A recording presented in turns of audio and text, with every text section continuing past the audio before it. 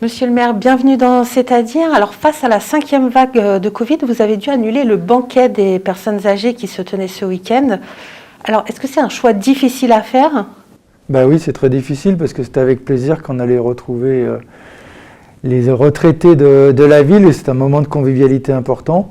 En même temps, c'est pas si difficile de choisir d'éviter de faire plus de malades et donc je préfère la prudence. Mais pourtant, le banquet, il était soumis au pass sanitaire.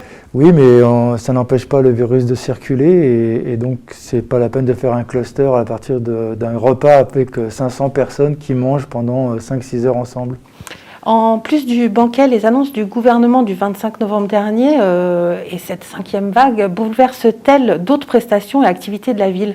Par exemple, dans les prochains jours, je vais sûrement décider si on maintient ou pas les vœux qu'on doit faire en début janvier pour éviter aussi de créer un cluster. D'ailleurs, j'annonce tout de suite que l'on fera un feu d'artifice de toute façon le vendredi 7 janvier. Il y aura au moins ça qui ne sera pas empêché.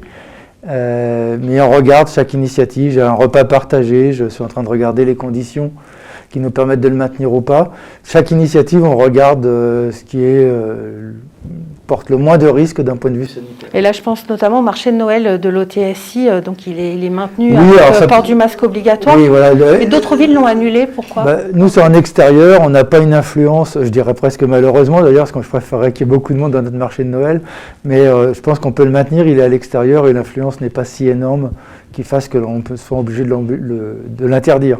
C'est la même chose pour les marchés d'ailleurs. Vous allez soumettre l'espace restauration au pass sanitaire par contre ? Oui, mais je crois que l'espace restauration, il est à l'extérieur aussi et donc ça ne porte pas beaucoup à conséquence sur le marché. Alors, il y a quand même beaucoup de types d'événements encore qui sont maintenus, et on pèse de faire attention de plus en plus aux gestes barrières, de refaire attention, mais comment est-ce que c'est possible dans ce genre d'événements ? Est-ce que c'est réellement possible de les faire appliquer ? Oui, c'est possible parce que si on garde le masque, c'est déjà un geste barrière très important, le masque, qui permet d'éviter de faire passer le virus, parce que c'est par la voie orale qu'il véhicule le plus.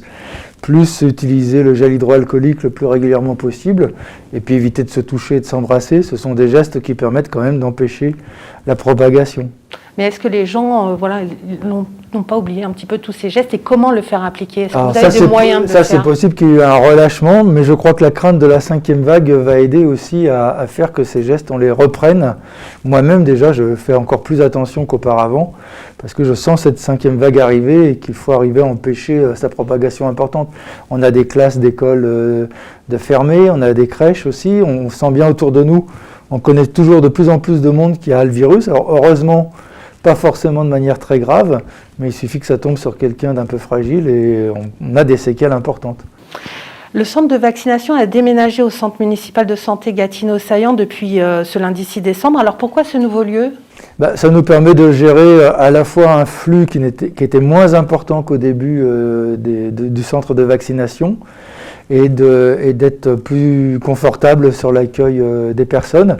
Et puis on peut le partager avec les médecins libéraux, des infirmiers libérales, et donc ça nous permet de continuer de travailler sur ce centre de vaccination. On avait prévu de fermer, du coup on maintient au CMS. Vous allez réétendre les plages horaires parce qu'elles avaient été réduites à l'ancien centre de vaccination Gallieni ? Alors elles avaient été réduites dans la période de baisse de personnes qui demandaient à être vaccinées, et là sur le centre médico-social, ça va être à nouveau réallongé sur toute la journée.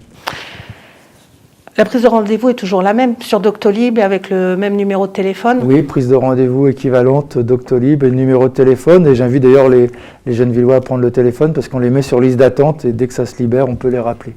Est-ce que vous avez été doté suffisamment en 3e dose ?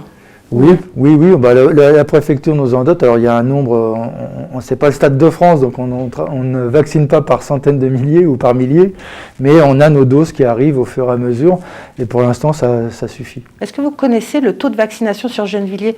Il n'était pas très bon par rapport au département et à la région il y a quelques mois. Est-ce que Gennevilliers a réussi à rattraper son retard ? Alors je n'ai pas le dernier chiffre, mais nous ne rattrapons pas notre retard, c'est-à-dire que nous avons toujours nos 10 points en dessous, c'est-à-dire qu'on progresse dans la vaccination. mais les autres continuent de progresser aussi. C'est-à-dire que nulle part on est à 100%. On a toujours nos 10 points en dessous. C'est ce qui m'inquiète le plus d'ailleurs, c'est d'arriver à faire en sorte que les Gennevillois se vaccinent au même rythme que l'ensemble de la population. Et comment est-ce que vous expliquez ce retard? C'est ce qui se passe dans toutes les villes populaires. On est dans des milieux où on a moins confiance dans les institutions, moins confiance dans la médecine certainement, et plus sensible à toutes ces idées répandues par ailleurs. Donc c'est une bataille permanente pour nous de faire en sorte que les gens pensent que la vaccination peut être utile. On arrête là, on se retrouve la semaine prochaine dans C'est-à-dire.